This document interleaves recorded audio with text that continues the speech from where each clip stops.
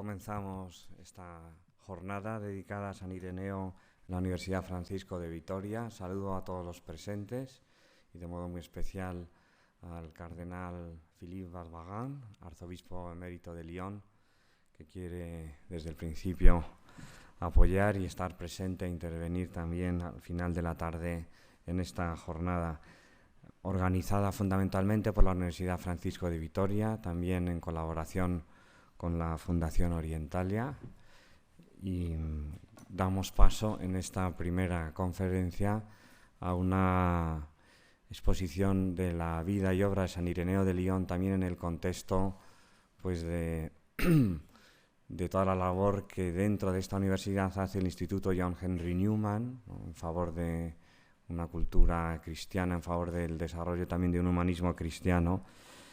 Y el ponente, pues que en esta sede no necesita ninguna presentación, soy más bien yo el extraño y el intruso, pues es el profesor doctor don Salvador Antuñano, que es el primer catedrático de esta universidad, catedrático de Filosofía Antigua y Medieval. Tiene la palabra, por lo tanto, el profesor Antuñano.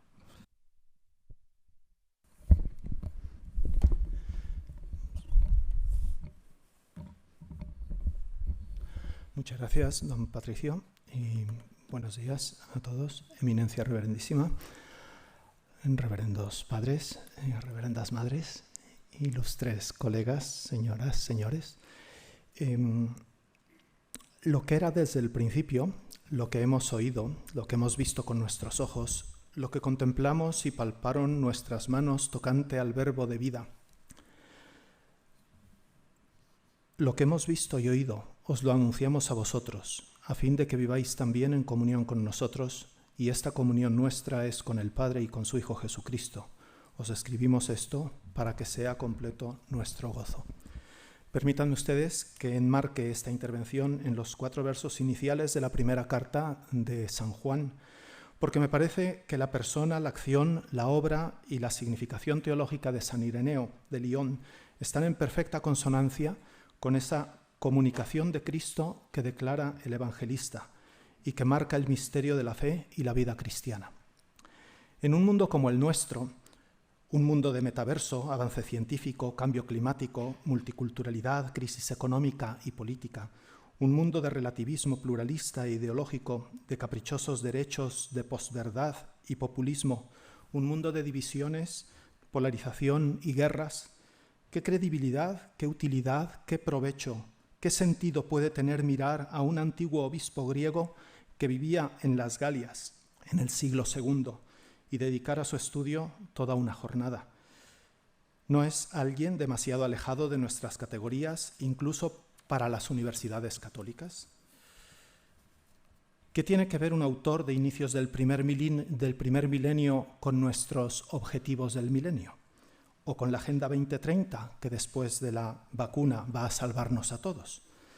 ¿No está su imagen de la realidad ya superada? ¿Es esta jornada algo más que un mero ejercicio de arqueología, curiosidad y refinamiento erudito? ¿Es que el mero hecho de tratarse de un pensador cristiano, varón y por añadidura sacerdote, no es ya políticamente incorrecto y peligroso, sino una nefanda justificación del heteropatriarcado cristiano y merece por ello ser cancelado como tantas cosas hoy? Además, cuando uno se acerca a él, se descubre que San Ireneo de Lyon, sus obras, su doctrina, su planteamiento vital, su imagen de la realidad, están muy distantes de los intereses y tendencias del mundo actual. Y es precisamente por eso, por lo que, sin embargo, resulta no solo significativo, sino quizás hasta necesario para nuestra época.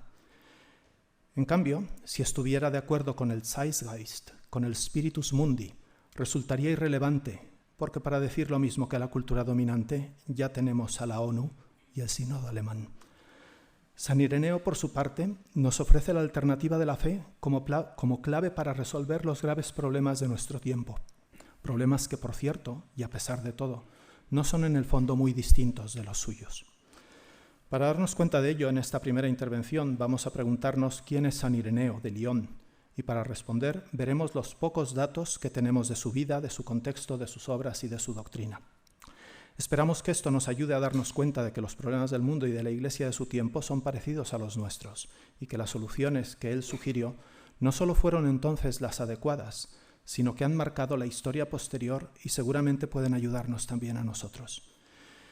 Y puesto que ese es el sentido que tiene esta jornada, en un segundo momento introduciremos los temas que se tratarán en el día de hoy. Finalmente, como San Ireneo es un santo padre y recientemente ha sido nombrado doctor de la Iglesia, la distinción de los dos títulos nos ayudará a comprender mejor la solidez, permanencia y actualidad de sus aportaciones. Como está anunciado a lo largo del día y después de esta intervención, escucharán ustedes a grandes expertos sobre San Ireneo y seguramente entre los asistentes haya también notables estudiosos de su obra. Este profesor tiene que confesar que no lo es, ni mucho menos, y que su exiguo conocimiento sobre el obispo de Lyon lo debe a las clases de los doctores Ayán y Navascués, a las lecturas de la edición crítica del Adversus Hereses, editado por estos profesores y los doctores Sanz y Arostegui, al manual de patrología de Quasten, a las monografías de Danielou y von Balthasar y a ciertos pasajes de la obra del padre Orbe, y por supuesto a la historia eclesiástica de Eusebio de Cesarea. Lo que de valioso pueda haber en lo que sigue está tomado de esas fuentes. Los errores e imprecisiones son naturalmente de cosecha propia. Vamos, por tanto, a ver quién es Ireneo de Lyon. Eso es más o menos lo que vamos a tratar, una breve introducción y luego pues esos tres puntos, sobre todo el primero. Tienen ustedes además en determinados puntos por allí fuera unos códigos QR para poder certificar después la asistencia a este acto. Sobre todo por los doctorandos de la casa y los que tienen que dar evidencias de su actividad académica ante las instancias del Estado y esas cosas.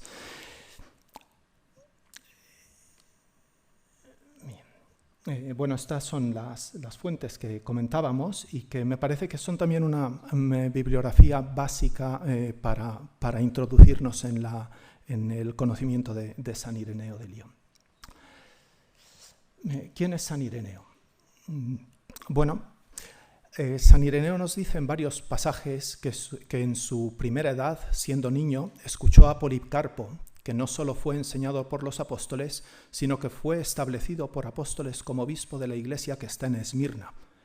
Puesto que Policarpo murió mártir entre el año 156 y 168, la fecha de nacimiento de Ireneo la sitúan los especialistas en un arco muy amplio, entre el 115 y el 142. Como Policarpo a su vez murió con más de 80 años, tuvo que haber nacido en torno al año 70-80. De este modo, los apóstoles que le enseñaron la fe serían Felipe, martirizado en torno al año 80 y enterrado en Hierápolis, y ciertamente Juan, que establecido en Éfeso murió hacia final de siglo. Debería ser este apóstol quien lo puso al frente de la comunidad cristiana de Esmirna, donde ya lo encontramos como obispo que acoge a San Ignacio de Antioquía en torno al año 107. Si a esto añadimos que Esmirna es una de las iglesias a las que escribe el vidente del Apocalipsis y que está en la zona de influencia de San Pablo, que evangeliza a las vecinas Éfeso y Pérgamo, hay que concluir que la ciudad recibió el Evangelio en fecha muy temprana y que ya a principio del siglo II tenía una comunidad cristiana que era muy consciente de su origen apostólico. También Ireneo es consciente del origen apostólico de su propia fe a través de una cadena de testigos. Él, nacido o al menos criado en Esmirna, escuchó al obispo y mártir Policarpo, que a su vez fue discípulo del autor del cuarto evangelio, el apóstol Juan, que tuvo por maestro al propio Cristo. Hacia el 155, entre 2 y 12 años antes de su martirio, Policarpo viajó a Roma para entrevistarse con el Papa Aniceto y discutir con él un tenso asunto litúrgico. Esmirna, Sardes y las demás iglesias de Asia celebraban la Pascua como las comunidades judías el día 14 de Nisán, en la primera luna de primavera, mientras que Roma y las comunidades latinas lo hacían en el domingo siguiente a esa fecha. Tanto Roma como Asia argumentaban que habían recibido su tradición de los mismos apóstoles que las habían evangelizado. El encuentro entre ambos obispos estableció la paz litúrgica que ratificó la unidad de la fe y la legitimidad de celebrar la Pascua de acuerdo con la propia tradición.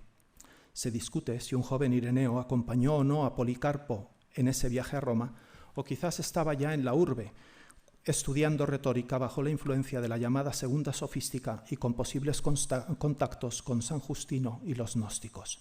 Precisamente por esto, Algunos consideran que fue aquí donde empezó a componer el Adversus Hereses. No tenemos tampoco claro cómo, ni por qué, ni cuándo se establece Ireneo en las Galias, concretamente en la ciudad de Lyon, que era su capital. Algunos piensan que es un afán misionero el que lo lleva a unirse a esta comunidad cristiana, cuyo origen no se tiene claro. Por una parte, parece estar compuesta por un número importante de asiáticos, es decir, griegos procedentes de la península de Anatolia, pero por otra, parece mantener vínculos de dependencia y afecto muy estrechos con la sede romana. Sea como fuere, el año 177, la Iglesia de Lyon sufrirá una persecución y enviará cartas tanto a Asia como a Roma para informar del testimonio de sus mártires. Eusebio de Cesarea nos dice que el embajador ante el Papa Eleuterio es precisamente Ireneo, presbítero de la Iglesia de Lyon. Tal vez, como una ayuda a su labor episcopal, compuso la Epideixis o demostración de la enseñanza apostólica, que es una apología de la fe cristiana, seguramente después de haber escrito ya el Adversus Hereses. En la carta que lleva a Roma y en las enviadas a Asia, el testimonio de los mártires no se presenta ni mucho menos de un modo presuntuoso, ved lo que hemos hecho y lo que hemos sufrido, sino como potente argumento para conseguir la paz y la luz en la Iglesia, pues el montanismo estaba sembrando de confusión la fe de los creyentes. En cuestiones doctrinales se enfrentaba la validez perenne de Cristo contra una noción demasiado vaporosa y subjetiva del Espíritu Santo, con lo que se comprometía la fe en la unidad y distinción de la Trinidad. En el ámbito moral se postulaba además una posición extremadamente rigorista y puritana. Eusebio vuelve a hablarnos de Ireneo en el pontificado del Papa Víctor, cuando se suscita de nuevo, y de modo mucho más dramático, la cuestión de la Pascua que ya había ocupado a San Policarpo y a San Aniceto. El Papa, al parecer olvidando las disposiciones de su predecesor, determinó que se convocaran varios sínodos en los que se decretó la uniformidad litúrgica. Pero Polícrates, sucesor de San Juan en Éfeso, junto con otros obispos de Asia, escribió una contundente carta de protesta, citada por Eusebio, que invocaba las palabras de Pedro ante el Sanedrín: hay que obedecer a Dios más que a los hombres. El Papa, yendo en contra de las legítimas tradiciones apostólicas argumentadas en la carta, con un abuso de poder y de modo muy agrio, excomulgó o amenazó con excomulgar a las iglesias de Asia, que obedientes a su tradición apostólica joánica se negaban a cambiar la fecha de la Pascua. Esto ponía a la Iglesia en una gravísima situación de cisma, y por eso, a diferencia de otros momentos de la historia, muchos obispos reaccionaron contra el Papa, incluso cuando ellos mismos celebraban la Pascua en domingo. Uno de ellos fue San Ireneo, que con mansedumbre y firmeza intervino en la disputa con una carta de santa corrección fraterna y claridad doctrinal, y, como escriben Ayán y sus compañeros, de comunión en la divergencia. Sobre la labor de mediación de Ireneo en este caso, Eusebio nos dice: Ireneo, haciendo honor a su nombre, pacificador por el nombre y por su mismo carácter, hacía estas y parecidas exhortaciones y servía de embajador en favor de la paz de las iglesias, pues trataba por correspondencia epistolar al mismo tiempo no solo con Víctor, sino también con muchos jefes de diferentes iglesias acerca del problema debatido. Parece que también escribió otra carta al mismo Papa Víctor, en la que daba su opinión y consejo sobre ciertas doctrinas heréticas sostenidas por un antiguo compañero suyo, Florino. Entre el adopcionismo, Cristo no es originalmente Dios, y el montanismo, Cristo no es definitivo para la salvación. Y no son muchos más los datos que tenemos de su vida. Hasta el siglo VI no hay testimonios de que haya muerto mártir, lo que ciertamente no habría pasado inadvertido a los autores que lo citan, como Tertuliano, Hipólito, Eusebio o Agustín. Pero algunos manuscritos a partir de San Jerónimo ya lo consideran así, y su fama como tal se consolida sobre todo a partir del siglo VI, que supone que muere en la persecución de Septimio Severo a inicios del siglo III. Así pues, y en resumen, los datos que disponemos sobre la vida de San Ireneo nos dicen que es de Esmirna, discípulo de Policarpo, que lo fue de San Juan, emigra a Lyon, probablemente a través de una estancia en Roma, a la que vuelve con ocasión de una embajada de su comunidad cristiana ante el Papa Eleuterio, para favorecer la unidad de la Iglesia. Vuelve a intervenir al menos en 2 ocasiones en disputas teológicas, ahora en el pontificado del Papa Víctor, para encontrar la paz litúrgica y salvaguardar la ortodoxia de la fe. una preocupación que le había llevado también a componer el Adversus Hereses y la Epideixis. Y aunque nos gustaría tener más detalles de su vida, estos son suficientes para hacernos una idea del contexto en el que se mueve y de los problemas de fondo a los que intenta dar solución. Bueno, esto es un mapa de lo que era el imperio en tiempo de Adriano. Perdón. La tecnología, como ven ustedes, no es lo mío. Entonces, esto es Asia Menor, y aquí donde está Pérgamo, entre Pérgamo y Éfeso, está Esmirna.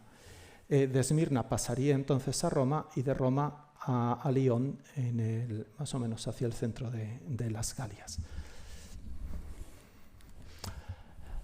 Vamos entonces ahora a hablar del contexto. La Esmirna en la que vive Ireneo sus primeros años y de la cual es obispo entonces Policarpo era, como muchísimas otras, una ciudad prevalentemente pagana, favorecida por Adriano, rica y grande. Además de la comunidad cristiana, había también, como en Sardes y en otras ciudades asiáticas, una comunidad judía, y seguramente el cristianismo allí tuviera un cierto influjo hebreo, como muestra la cuestión misma de la Pascua o el probable carácter de sumo sacerdote que parece tener Juan, al que llaman el portador del pétalon, que era una insignia propia del sumo sacerdote judío. Y como otras ciudades, además del culto pagano de la región imperial, de las religiones mistéricas y del culto a los muertos, desde hacía tiempo venía extendiéndose el gnosticismo en diversos grupos y variantes. A pesar de la diversidad de sus modulaciones concretas, estos grupos tenían un trasfondo más o menos común como visión básica de la realidad, que de modo muy simple y por lo mismo quizás también simplista, puede resumirse en estos elementos. La realidad está generada por dos principios opuestos y excluyentes, uno bueno, el espíritu, y otro malo, la materia. El inicio del principio bueno espiritual está en lo más alto y ese primerísimo estrato se identifica con un abismo del que van emanando y descendiendo por parejas una serie de eones, hasta que alguno de estos cae en la materia y queda mezclado con ella. En esta mezcla se sigue la emanación, degradación, lo que justifica los diversos niveles de vida material y sobre todo la constitución de seres humanos que son espirituales, psíquicos o carnales. El elemento espiritual presente en esas mezclas debe impulsar el retorno de estas chispas divinas a su origen primero. Así, mientras los carnales están tan apresados por la materia que es difícil esperar de ellos ninguna elevación, los psíquicos y los espirituales pueden, mediante el conocimiento iniciático, la gnosis, liberarse del peso de la materia. Y dependiendo de las diversas interpretaciones de los diversos grupos, esa liberación puede hacerse o bien despegándose gradualmente de las necesidades materiales o entregándose a ellas manteniendo el alma en una supuesta pureza en las alturas. En cualquiera de los casos, los gnósticos tienen un desprecio absoluto, un verdadero odio a la materia. Esto implicaba una visión antropológica peculiar. El ser humano está profundamente dividido y en lucha contra sí mismo. Unas relaciones con el mundo igualmente conflictivas, que oscilan entre la dominación de la naturaleza o el sometimiento a ella, y una idea de la divinidad que al final disuelve al hombre en el magma de lo divino y priva tanto a Dios como al hombre de identidad propia y de libertad. Todo esto revestido de una mitología alegórica y cabalística de lo más fantasiosa. Como es bien sabido, el gnosticismo se extendió mucho en ese siglo II, y San Ireneo pudo tener conocimiento de él tanto en latitudes tan distintas como Esmirna, Roma o la Galia. Y desde entonces ha estado siempre presente en la historia de la Iglesia y reaparece con fuerza en algunos momentos, en tiempos de San Agustín con los maniqueos, en el siglo XII con los cátaros, los puros, en el siglo XVII con los puritanos, en el XIX con la teosofía y, curiosamente, el evolucionismo, en el XX con la New Age y en nuestros días con el transhumanismo y otras perversiones. En cuanto a la situación de la Iglesia, que se extendía ya entonces desde España hasta más allá de las fronteras de Mesopotamia, además de la amenaza que suponía el gnosticismo y del conflicto litúrgico sobre la Pascua que enfrentaba dos tradiciones apostólicas, se daban también una serie de disensiones doctrinales que ponían en riesgo la unidad de la fe. Así, por ejemplo, Teódoto el Curtidor parece haber predicado una forma de adopcionismo, mientras que en Asia surgía también la herejía montanista, a la que terminó sucumbiendo Tertuliano. y a esto se añadía el problema con los cristianos que bajo la presión de los perseguidores habían apostatado de la fe para salvar la vida y luego, arrepentidos de su pecado, querían volver a la Iglesia. Como es sabido, la disciplina eclesiástica en esos primeros siglos imponía una penitencia severa a los adúlteros, asesinos e idólatras antes de perdonarlos. Los montanistas, en cambio, consideraban que quien perdía la gracia no podría recuperarla jamás y no podía ser perdonado. Todo esto son los antecedentes de las crisis rigoristas que la Iglesia vivirá a mediados del siglo III con Novaciano y más tarde con Donato. Lo que hemos dicho basta quizás para ver que el contexto de su tiempo no es tampoco muy distinto del nuestro. Como el suyo, la fe cristiana se enfrenta hoy a la amenaza de un nuevo gnosticismo que, con un profundo desprecio de la corporeidad, la carne, lleva a la disolución del ser humano en el posthumanismo, en el ecologismo radical, en un conocimiento científico-técnico, en un determinismo materialista, en lo que Lewis llama, en definitiva, la abolición del hombre. Como entonces, también hoy la Iglesia sufre tensiones que oscurecen su doctrina y se pretende que la regla de la fe, lo que Dios nos ha revelado en Cristo y nos han enseñado los apóstoles, cambie para adaptarse a las modas y a las ideologías, al spiritus mundi, y que se asuma como una nueva fuente de revelación. Y que se asuman como una nueva fuente de revelación las sensibilidades subjetivas y sociales presentes a las que, de modo por lo demás casi blasfemo, se les categoriza como sorpresas, inspiraciones y movimientos del espíritu, de un modo extraordinariamente parecido al que utilizaban los montanistas para hablar de sus acciones pretendidamente proféticas. Fruto de su celo por la Iglesia, de su labor pastoral, de su fe y de su formación literaria, San Ireneo compuso varias obras. Algunas nos han llegado de modo accidentado y fragmentario o solo por el título, otras se perdieron muy pronto. Al parecer, en el siglo VI, el Papa San Gregorio tenía ya dificultades para encontrarlas. Por lo que nos queda y los testimonios antiguos sabemos que escribió al menos una serie de cartas a Florino sobre la monarquía o que Dios no es autor del mal. Florino me parece que era compañero y amigo en su juventud, pero luego terminó en esa especie de adopcionismo. A Blasto sobre el cisma, al Papa Víctor, como hemos comentado ya sobre la Pascua, otra también sobre la herejía de Florino al mismo Papa Víctor. También parece que escribió unos tratados sobre la Ogdoada. La Ogdoada son las primeras series de parejas en esa visión gnóstica de los distintos eones, los 8 primeros niveles, o también sobre el conocimiento o la sabiduría. Y también, sobre todo, tiene también comentarios exegéticos y sermones, pero sobre todo los 5 libros contra los herejes, titulado propiamente El enjos kai anatropé tes pseudonomum gnoseos, desenmascaramiento y derrocamiento de la pretendida pero falsa gnosis, y la epideixis, la demostración de la fe, de la doctrina apostólica. El Adversus Hereses está escrito en 5 libros y su estructura puede hacernos ver un poco el modo que tiene de trabajar San Ireneo. Es una obra que escribe, como indica su título, contra la gnosis, la falsa gnosis, que es considerada por él como herejía y suma síntesis de todas las herejías. Entonces, esos 5 libros son, en primer lugar, el primero, la descripción de la herejía gnóstica, en donde San Ireneo hace un repaso, una síntesis muy bien lograda de lo que son las teorías de los gnósticos. Y menciona a muchísimos autores de ellos, pero se centra en lo que le parece a él fundamental. Esa exposición ha sido, sobre todo a partir de la historiografía crítica, criticada como, bueno, esto se lo está inventando, en realidad es un discurso contra ellos y por tanto está atravesado de sus intenciones y tal, pero luego cuando se han descubierto algunos de los textos gnósticos originales, se ha visto que San Ireneo hace en ese primer libro un estudio muy riguroso y muy fiel de lo que eran las teorías gnósticas. El segundo libro lo dedica a refutar con argumentos de razón con la filosofía de su tiempo, precisamente esas teorías gnósticas, para hacer ver lo irracionales que resultan. Y entonces echa mano de los grandes autores de la filosofía griega. Es verdad que no tiene quizás un doctorado en filosofía.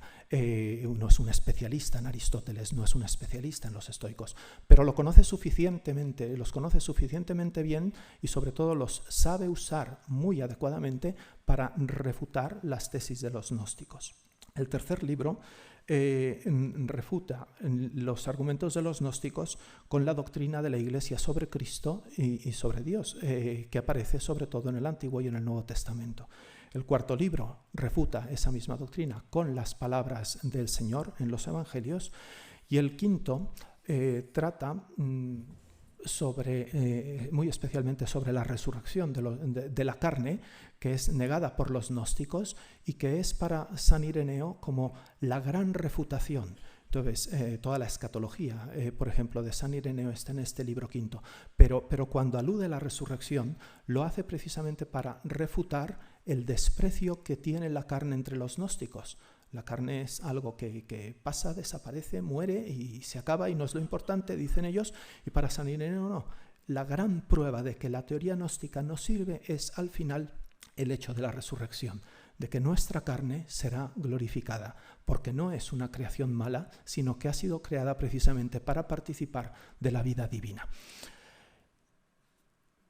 La epideixis, por su parte, es una demostración, una especie de apología de la doctrina cristiana, de la doctrina apostólica, y Benedicto XVI, en la catequesis que dedicó a San Ireneo, se refiere a ella como precisamente eso, un buen compendio de la doctrina cristiana, una buena catequesis de lo que es el compendio de la fe.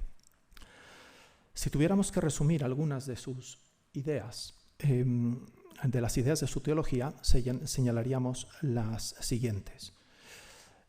Ireneo habla ya con claridad y distinción de las tres personas divinas de la Trinidad que aparecen implicadas en la creación y en la redención del hombre. Dios Padre crea el mundo y particularmente al hombre con amor gratuito, y lo hace a través de sus manos, que son el Verbo y el Espíritu Santo. Su cristología afirma con rotundidad la encarnación del Verbo Hijo, no solo para rescatar al hombre y al cosmos, no solo al hombre, sino toda la creación, para rescatarlos del pecado, sino también para llevarlos a su plenitud. Las cosas, dice, que perecieron en el pecado, tenían carne y sangre, porque el Señor, tomando el limo de la tierra, plasmó al hombre, y en su favor se realizó toda la economía de la venida del Señor.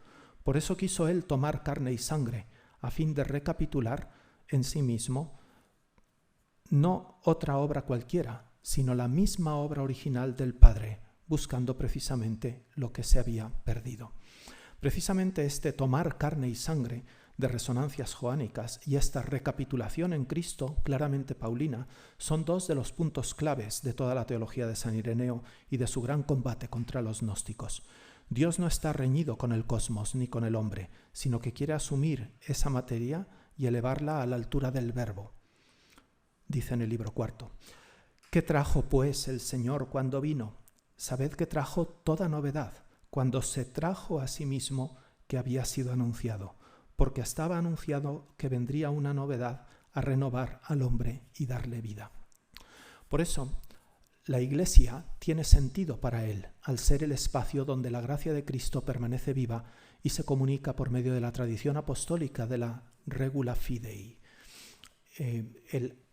Esta noción de la regla de la fe es clave para poder entrar en todos los debates en los que entra y para poder contrarrestar también las herejías y las doctrinas de los gnósticos. Dice en el libro primero: la Iglesia, aunque diseminada por todo el mundo hasta los últimos confines, recibió de los apóstoles y de sus discípulos la fe en un solo Dios, Padre Todopoderoso, Creador del cielo y de la tierra. Y a continuación va haciendo una serie de afirmaciones que serán recogidas después por el credo de Nicea. Y después continúa: esta es la doctrina y esta es la fe que la Iglesia, aunque esparcida por todo el orbe, guarda celosamente como si estuviera toda reunida en una sola casa. y cree todo esto como si no tuviera más que una sola mente y un solo corazón. Una sola casa, una sola mente, un solo corazón. Está insistiendo continuamente en la unidad de la Iglesia. Su predicación, su enseñanza, su tradición son conformes a esta fe, como si no tuviera más que una sola boca. Y aunque haya muchas lenguas en el mundo, la fuerza de la tradición es en todas partes la misma. Esta unidad no es uniformidad, es unidad en la diversidad. Hay muchas lenguas, pero todas tienen una misma fe, todas dicen lo mismo de muchos modos. Porque las iglesias establecidas en Germania profesan y enseñan la misma fe y tradición que las iglesias de los íberos, de los celtas, las de Oriente y Egipto y Libia, y las que están establecidas en el centro del mundo, en Tierra Santa. Y así como el sol, criatura de Dios, es el mismo en todo el mundo, así también la luz de la predicación de la verdad brilla donde quiera, de igual manera, e ilumina a todos los que desean llegar al conocimiento de la verdad. Por eso, la Eucaristía es para él presencia real de Cristo y tiene el poder de vivificar nuestra propia carne y recapitularla en él. Y nos da, precisamente por eso, de acuerdo con el Evangelio de Juan, toda la fuerza y la garantía de la resurrección. Por eso, de nuevo contra los gnósticos, hay una unidad profunda entre el Antiguo y el Nuevo Testamento, ya que la primera creación, la del primer Adán, es obra del Padre, del Verbo, que se iba ya en el Antiguo Testamento, el Verbo, acostumbrando a tratar con los hombres. En la encina de Mambré, por ejemplo, cuando baja a conversar con Abraham, en el monte Sinaí con Moisés, en la gloria del templo, etc. La misma antropología tripartita, el hombre está hecho de physis, de sarx, de carne, pero también de psique, alma, y por encima de ello de espíritu, de neuma, está pensada según las categorías de la encarnación y la recapitulación. La physis, que no es originalmente mala porque es creación de Dios, tiene que ser animada por la psique y junto a esta elevada por la vida superior divina del neuma. Finalmente, la dinámica de la encarnación y la recapitulación llevan también no solo a la esperanza de la resurrección final y a la vida eterna, sino también a la convicción que tiene Ireneo de que la salvación se manifieste ya de alguna forma en este eón, en una creación renovada, porque es justo, dice él, porque es justo que en esta misma creación en la que ellos se fatigaron y sufrieron, siendo probados con toda clase de aflicciones, es justo que reciban el premio de sus sufrimientos y que puedan reinar en la misma creación en que sufrieron esclavitud, todo lo cual ha sido entendido posteriormente como milenarismo. Dejando al lado la cuestión del milenarismo, sin embargo, parece que, o puede entenderse también, que San Ireneo está hablando de una salvación que nos llega ya aquí, aunque no todavía de modo pleno. La aportación de San Ireneo responde, por lo que hemos visto, a los... este cuadro que tenían ustedes aquí es una especie de esquema de las distintas emanaciones de los gnósticos. Estos son algunos de los textos que hemos leído y eso. La aportación de San Ireneo responde, por lo que hemos visto, a los problemas del contexto de su época. Frente a la imagen pagana y gnóstica, ofrece la alternativa de una antropología cristiana que considera al hombre como creación amorosa de Dios, dotado de inteligencia, libertad, dignidad, herido sí por el pecado, pero salvado por Cristo para alcanzar la plenitud de vida. Frente a las disputas litúrgicas es capaz de poner paz, mostrando la unidad de la fe que subyace a los diversos ritos que expresan y celebran esa misma fe de modo diferente. Por amor a la Iglesia Universal y al primado de Roma, se preocupa de ayudar a la sede petrina en la defensa de la fe verdadera y de corregirla fraternalmente cuando se excede en el ejercicio de su potestad.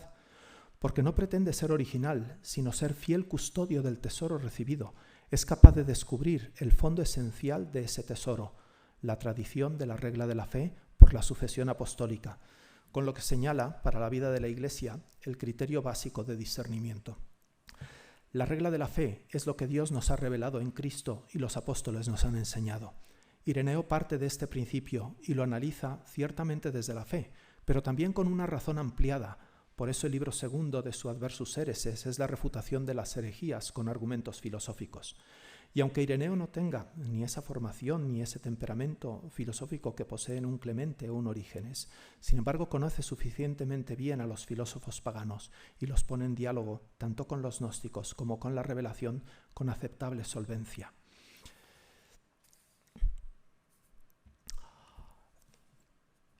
Lo que tenemos que hacer ahora es presentar muy brevemente el resto de la jornada de hoy.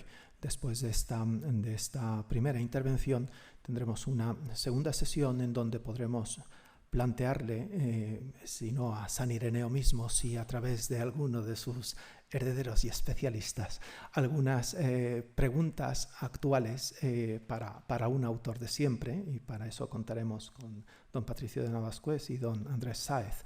Y después, ya por la tarde, reflexionaremos de mano de la...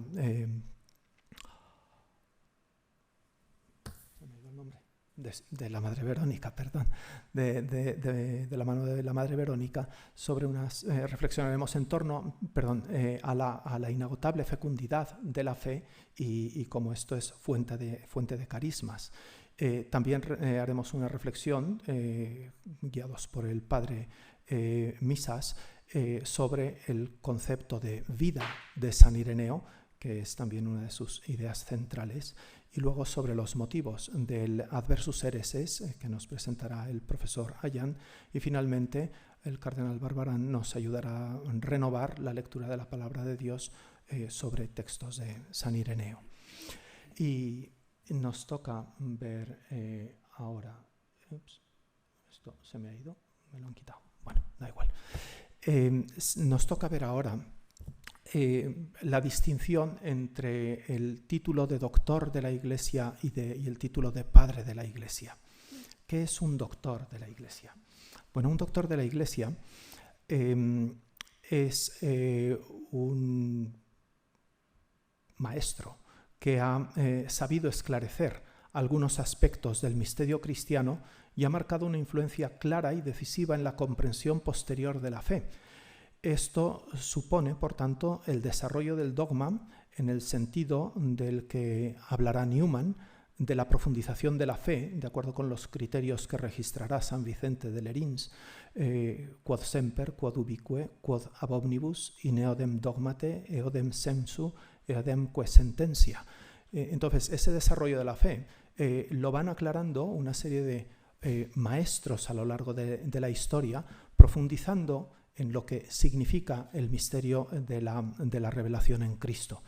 Y algunos de estos maestros, que son muy significativos por cómo marcan esa interpretación cristiana posterior, la Iglesia oficialmente los inscribe en un catálogo de doctores, que está más o menos cerrado, va aumentándose con el paso del tiempo. Son ahora mismo 37, y el último en ser incluido en el catálogo ha sido precisamente el día 21 de enero San Ireneo, que recibe además el título de doctor de la unidad.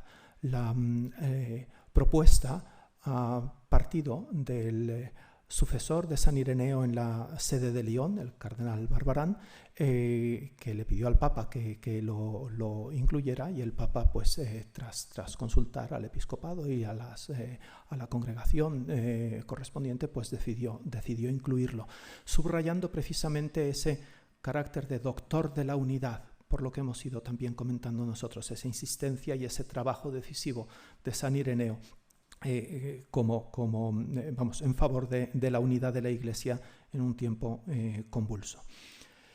¿Y qué significa ser padre? ¿Qué es un padre de la Iglesia? Bueno, un padre es, en primer lugar, aquel que da la vida. Y como esto tiene que ser necesariamente analógico, porque el único que da la vida es Dios en sentido absoluto, pues entonces los que somos padres de alguna otra forma lo somos siempre con referencia al primer analogado, que es siempre Dios. En la vida de la Iglesia, el que da la vida también es Dios, y además la carta de San Juan que leíamos al principio nos lo deja muy claro, lo que estaba en el principio acerca de la vida, que era el verbo, eso nos ha sido dado, pero eso lo transmiten los apóstoles, con lo cual los apóstoles también son padres porque nos dan esa vida. Y se lo dan a unos primeros discípulos de los apóstoles, que son los padres apostólicos. Esos padres apostólicos pasan a la siguiente generación. Entonces, San Policarpo escucha a San Juan y San Ireneo escucha a Policarpo. Y entonces los primeros grandes maestros de la fe, la Iglesia los llama padres. ¿Hasta cuándo llegan los padres? Bueno, pues la patrología griega y latina llegan hasta bien entrada la Edad Media. Entonces quizás es un sentido muy amplio de padre de la Iglesia. Quizás, como dicen también Ayán y otros profesores, hay padres muy antiguos que nosotros los consideramos padres y ellos mismos no se consideran a sí mismos padres. San Agustín, por ejemplo, uno de los grandes padres de la Iglesia latina, cuando habla de los padres anteriores a él, habla con absoluto respeto, veneración y sabiendo que él, San Agustín, está en una situación muy distinta de los padres anteriores, de los padres de un siglo atrás, ¿no? O de los primeros. Entonces, San Ireneo es también de los primeros padres, de estos que nos han transmitido la vida, y por eso es padre de la Iglesia. El Papa, como decimos, ha nombrado a San Ireneo doctor de la Iglesia y ha destacado de su magisterio el trabajo por la unidad por la unidad de la Iglesia. Pero esa unidad, por eso esa unidad que nos lleva a amar lo mismo, esperar lo mismo y creer lo mismo, puede también manifestarse de muchos modos legítimos, como muestra Ireneo al Papa Víctor sobre las tradiciones apostólicas de la celebración pascual. El desacuerdo en el ayuno, dice Ireneo, confirma el acuerdo en la fe. Pues como dicen Ayán y su equipo, San Ireneo según San Ireneo, no es lo fundamental la unidad de las prácticas que expresan la fe, sino la unidad de la fe. Prácticas diversas no impiden la comunión, porque ésta no se fundamenta sobre ellas, sino sobre la fe. La unidad, por tanto, que enseña San Ireneo no es ni mucho menos una indiferencia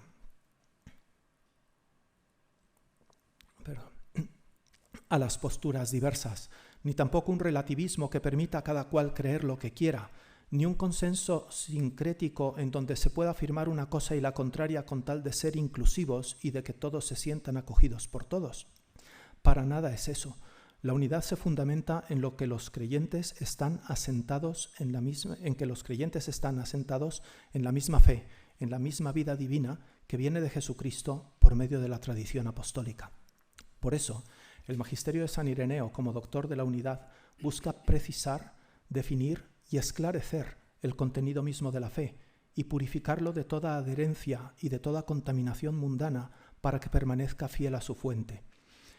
Eso es lo que le lleva a insistir en la traditio de la regula fidei y en su origen apostólico y, en último término, en Cristo Jesús, Dios hecho carne. Y a nuestro modo de ver, esta es la gran aportación de San Ireneo y la que muestra cómo y por qué es padre de la Iglesia. Consciente de su vocación y misión, sabe que al escuchar a Policarpo ha recibido lo que era desde el principio, aquello que Policarpo oyó y recibió de Juan, lo mismo que Juan vio con sus propios ojos, lo que contempló y palpó con sus manos, el verbo de la vida. Porque lo que San Ireneo entiende y vive y nos enseña, es que la traditio no es una doctrina, no es un código moral, no es ni siquiera unos ritos, sino Cristo mismo presente en esos ritos, en esa moral, en esa doctrina. Y por eso hay que estar unidos a esa vida del Verbo y comunicarla fielmente, para que quienes también nos oyen a nosotros tengan vida y estén en comunión con nosotros y con el Padre y el Hijo, nuestro gozo sea completo. Cuando hace casi 100 años Chesterton escribió sobre Santo Tomás de Aquino, constató que cada época es salvada por los santos que más la contradicen.